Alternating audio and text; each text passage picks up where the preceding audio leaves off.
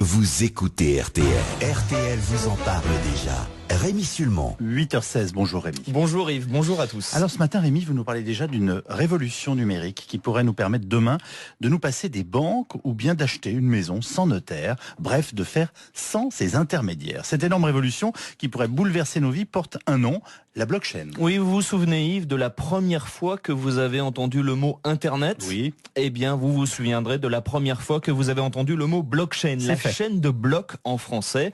Je me méfie de ces révolutions technologiques qu'on nous annonce toutes les 5 minutes, mais là, tous les experts du numérique le disent, cette révolution de la blockchain est comparable à l'Internet amorcé il y a 26 ans, parce que ce n'est pas une innovation, c'est carrément une nouvelle façon d'échanger entre les hommes. Alors, si ça change nos vies à ce point-là, Rémi, il faut qu'on comprenne comment ça fonctionne, en quoi consiste exactement la blockchain. Alors, depuis des centaines d'années, on est d'accord là-dessus Yves, on fait des transactions grâce à des tiers, un magasin hier, un site internet aujourd'hui. Eh bien, la blockchain va supprimer ces intermédiaires. Imaginez, sur internet, vous achetez une table à quelqu'un que vous ne connaissez pas, vous lui transférez 200 €. Vous ne passez pas par Amazon ou un autre site, mais votre transaction entre vous et lui va être archivé dans une sorte de gigantesque livre de compte public. Ce livre de compte virtuel n'est pas tenu par Amazon ou un autre acteur du net qui touche une commission, mais collectivement par des milliers de personnes de la chaîne, de la blockchain. Ces milliers d'acteurs valident la transaction et vous disent à vous et aux vendeurs, allez-y, vous êtes fiables tous les deux. Cette grande chaîne réussit un exploit inédit,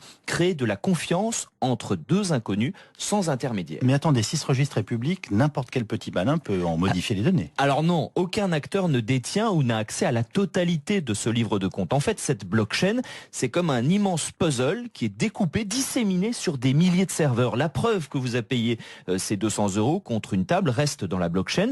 Les transactions peuvent être consultées mais pas modifiées, car pour que votre vendeur triche, il faudrait qu'il détienne l'ensemble des pièces du puzzle, ce qui est impossible. La blockchain, c'est donc un système de stockage et de transmission d'informations infalsifiables qui supprime les intermédiaires traditionnels. C'est là qu'est le potentiel totalement révolutionnaire. On pourrait se passer des notaires, des compagnies d'assurance, des cartes bleues, etc., etc.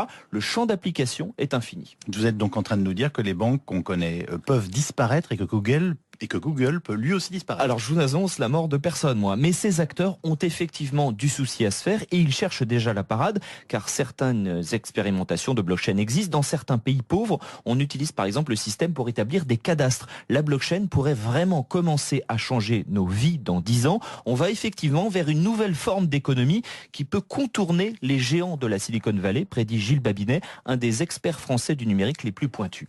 C'est la première fois où on a une technologie qui est, entre guillemets, anticapitaliste. C'est-à-dire, tout le monde est détenteur de la technologie et il n'y a plus d'hommes intermédiaires. C'est-à-dire que quand j'utilise Uber, j'enrichis Uber. J'enrichis pas uniquement le taxi qui me conduit. Et là, on peut faire un Uber sans Uber. C'est-à-dire que 100% de l'argent que je vais donner va aller au taxi. Et ça, c'est quelque chose qui est révolutionnaire. On pourrait donc voir une flotte de taxis, Yves, sans Uber et sans entreprise.